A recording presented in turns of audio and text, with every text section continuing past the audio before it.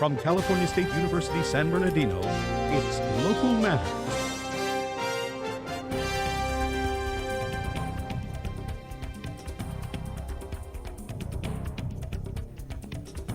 Music in the IE and the McDonald's Museum. Hello, I'm Destiny Guzman, and welcome to Local Matters, featuring stories from across the Inland Empire. And I'm Zach Colbert.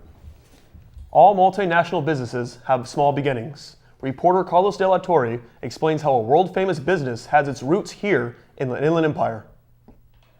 The very recognizable golden arches of McDonald's can be found across the world. According to the McDonald's website, there are 36,000 restaurants serving customers. But where can we go and visit the very first McDonald's location? The McDonald brothers started the hamburger business in 1948 here on this property, but prior to that, in 1940s, they had barbecue here on this property.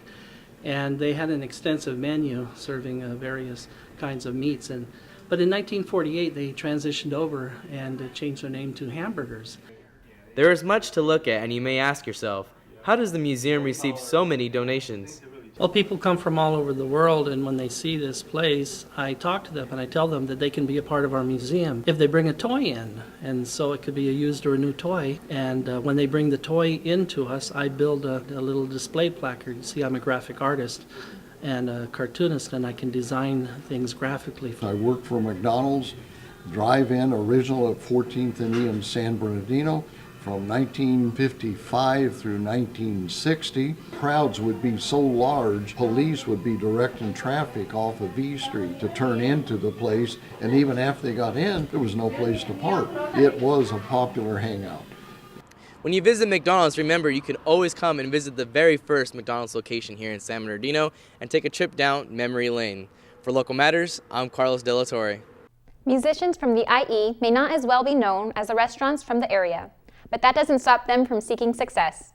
Reporter Richard Nelson shows how musicians are banding together to find independent music venues that can help them reach new audiences.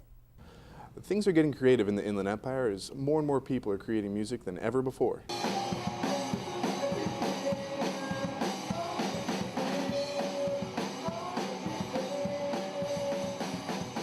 Places like Los Angeles, where there are tons of venues and lots of places where people can go to and perform and express themselves, that wasn't really available in the Inland Empire.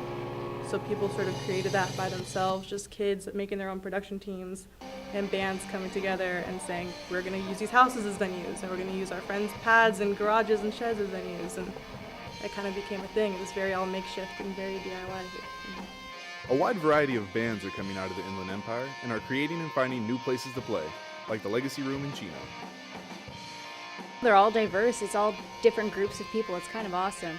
You come in and you have Cabaret come play, and she's a completely different person than a punk band. So nobody has anything in common except for the love of music. So they just need somewhere to kind of play. It's in Chino. You know, a lot of bands come out of Chino, but there isn't really a place to perform in Chino, and it's really hard to play backyard shows in Chino. So having a place like this where kids know for sure they will have a place to play and have a place to do it safely. So with all this local music emerging, make sure to give a listen to what's going on in your neighborhood. For Local Matters, I'm Richard Nelson. To keep updated on what Local Matters is doing, check out our Facebook and YouTube page. I'm Zach Colbert. And I'm Destiny Guzman. Join us next time for more local stories that matter.